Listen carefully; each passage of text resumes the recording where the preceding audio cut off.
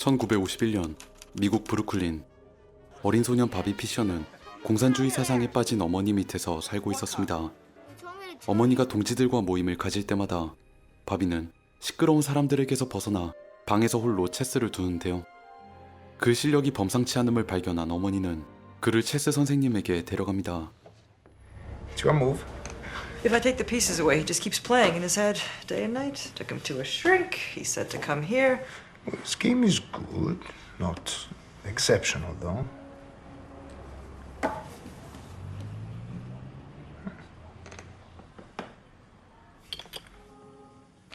Who taught him to move like this? He taught himself. 의외의 실력에 당황한 선생님은 예상보다 훨씬 힘들게 승리를 거둘 수밖에 없었죠. Check.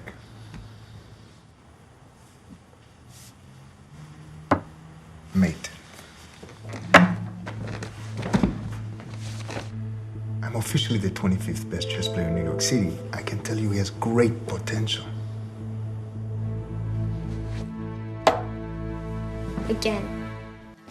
이후 바비는 선생님과 함께 다니며 본격적으로 체스를 배웁니다. 그 실력은 날이 갈수록 일취월장했고 그는 고작 12살이란 나이에 미국의 유명한 체스 마스터들을 이길 정도로 급성장합니다. 미국 최연소 체스 챔피언이 된 바비는 돈과 인기를 끌어모으는데요. 하지만 이런 그에게도 한 가지 문제가 있었으니 바로 지독하게 예민한 성격이었습니다. 어릴 때부터 주변 소음에 민감했던 그는 어머니가 집안에서 내는 작은 소리들도 도저히 참을 수 없었습니다.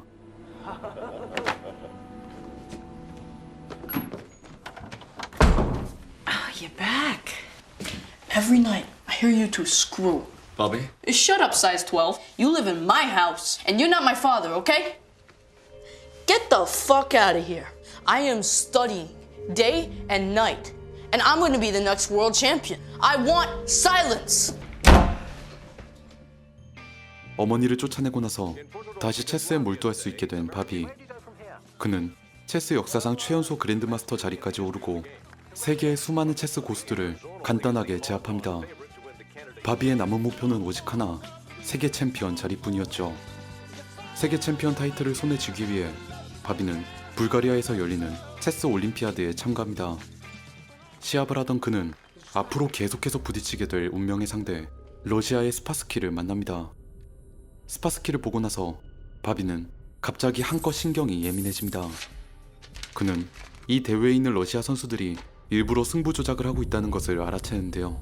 The Russians are drawing games on purpose to save their strength, and they're dumping games to pad their points, making it statistically impossible for me to win. And I'm not gonna play, because this is unfair. It's unjust, it's immoral.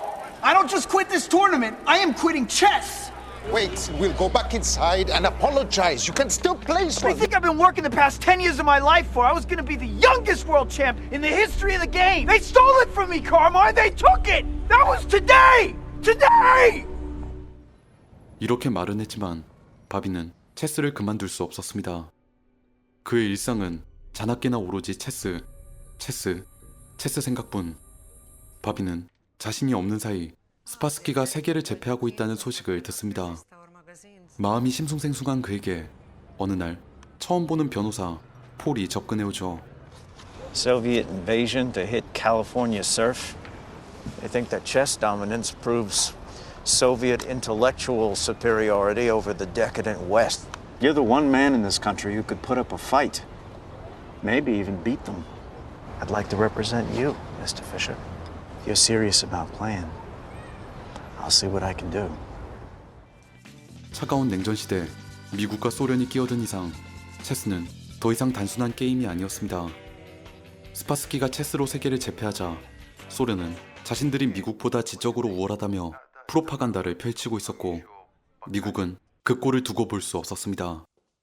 변호사 폴과 전 체스 플레이어 빌 신부는 희대의 천재 바비를 도와 소련의 독주를 막아내려 하는데요.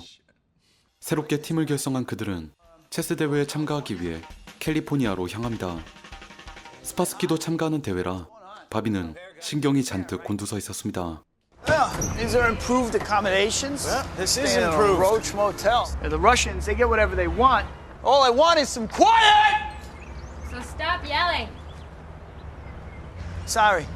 Hey, what's your name? I'm Donna. Yeah, I'll see you later, Donna. I'm going for a walk. Want some company? Yeah, sure. So what do you do, Donna? I screw people. So do I. Listen, I was thinking about getting rid of my virginity. 좋텐다. 얼마 후 드디어 시작된 대회. 상대가 세계 랭커임에도 불구하고 바비는 시합 시작 직전까지 여유를 부리며 아슬아슬하게 대회장으로 들어갑니다. 실격 처리가 되기 바로 몇 초 전, 그는 그 시간조차도 손바닥 위에 있는 듯 아무 일도 없었던 것처럼 처음으로 말을 움직이죠. 바비는 너무나 쉽게 승리를 거듭해 스파스키가 기다리고 있는 결승전까지 올라갑니다. Pawn to king 3. Queen to king 1. Knight to rook 4. I need to go through this. Sure, yeah.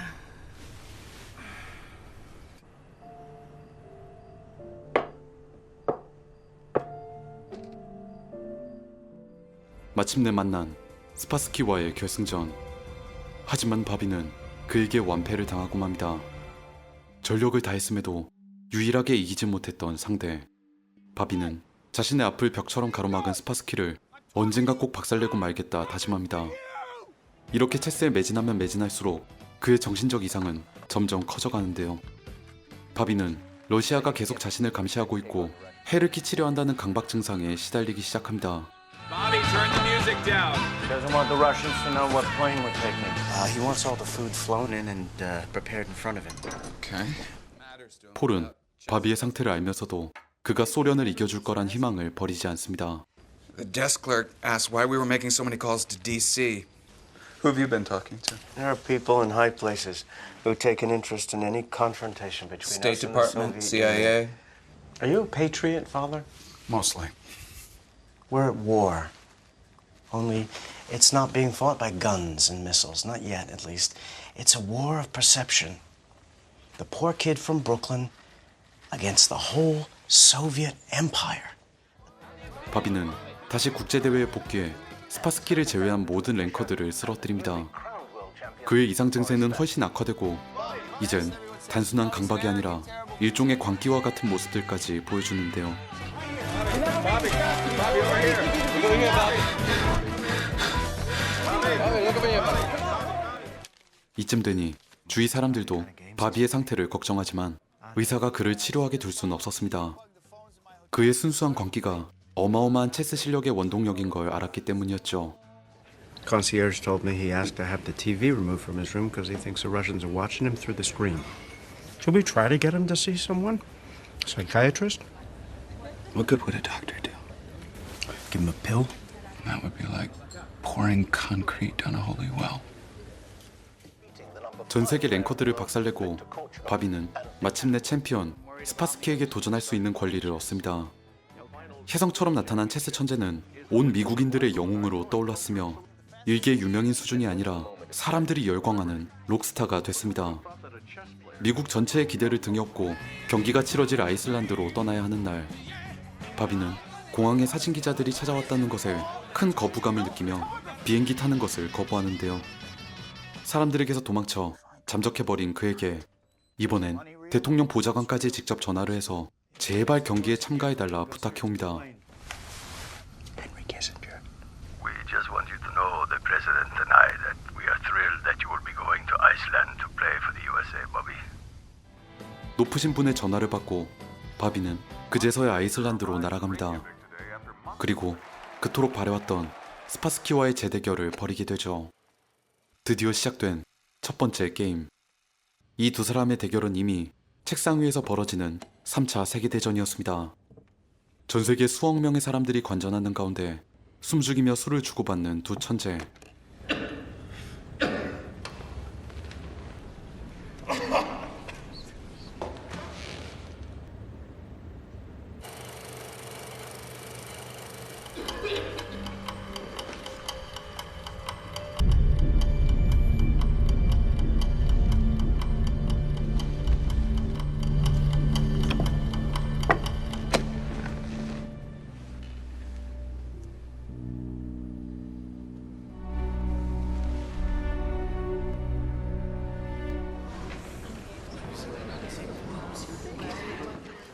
바비는 이런 환경에서는 도저히 집중을 할 수가 없다며 메인홀이 아니라 건물의 다른 조용한 곳 탁구장으로 자리를 옮기자 제안합니다.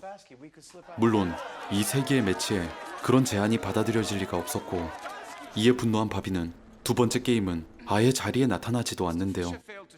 이런 상황은 오히려 스파스키 쪽에 큰 압박을 주기 시작합니다. Не виноват, что этот американец псих. Да никакой он не псих. Что если ему придется играть со мной, я его уничтожу.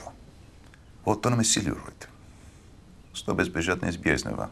А если вы так считаете, значит, он вас обвел вокруг пальца так же, как всех остальных. Я с ним хоть взял и для пинг-понга сыграю. Хоть в сортире, где угодно. Он от меня не уйдет. 스파스키가 제안을 받아들임으로써 둘의 대결은 탁구장에서 재개됩니다. 이미 두 게임이나 날려먹은 불리한 매치 속 조용한 환경 덕분에 각성한 바비는 말 그대로 강적 스파스키를 농락합니다. 귀신 같은 수익기와 악마와 같은 천재성, 마치 광기와도 같은 그 한 수 한 수에 마침내 스파스키가 무너집니다. He's threatening Maiden One. It's gonna force the exchange of these knights.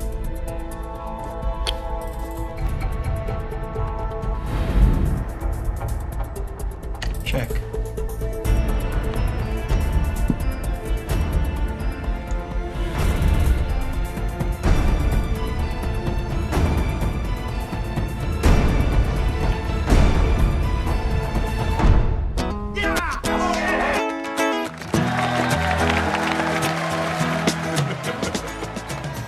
첫 승리에 미국 전체가 환호성을 지르며 바비는 사냥감을 쫓는 늑대처럼 흔들리는 스파스키를 매섭게 추격합니다. 네 번째 게임은 무승부, 다섯 번째 게임은 바비가 또다시 승리를 가져오는데요. 이젠 같은 점수가 된 두 사람, 그리고 체스 역사의 길이 남을 전설적인 명승부 바비와 스파스키의 여섯 번째 게임이 시작됩니다. 이 여섯 번째 게임은 관객들이 지켜보는 메인홀에서 승부를 진행하게 됐으며, 다시 여유를 되찾은 바비는 조용히 그리고 날카롭게 체스판을 내려다봅니다. Никогда так раньше не хотел. We all can't quite believe it up here, Jim, but in this, the pivotal game of the match, Fischer has abandoned his trademark Sicilian opening. All of Spassky's careful preparation is suddenly out the window.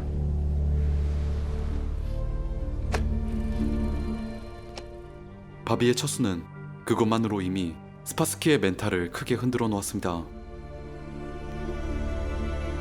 Grandmasters are shaking their heads in confusion. Fischer's moves are unprecedented in chess history. No one seems to be able to decipher what he's doing. 조용한 연못에 던져진 돌처럼 예상치 못한 움직임 하나가 체스판 전체에 파장을 일으키고, 이윽고 바비는 게임을 지배해갑니다. 강박, 의심, 두려움, 광기, 그 모든 순수한 공포 속에서 오로지 체스만 보고 달려온 남자 바비 피셔. 그의 길고 길었던 싸움은 마침내 이곳에서 최종 국면을 맞이합니다.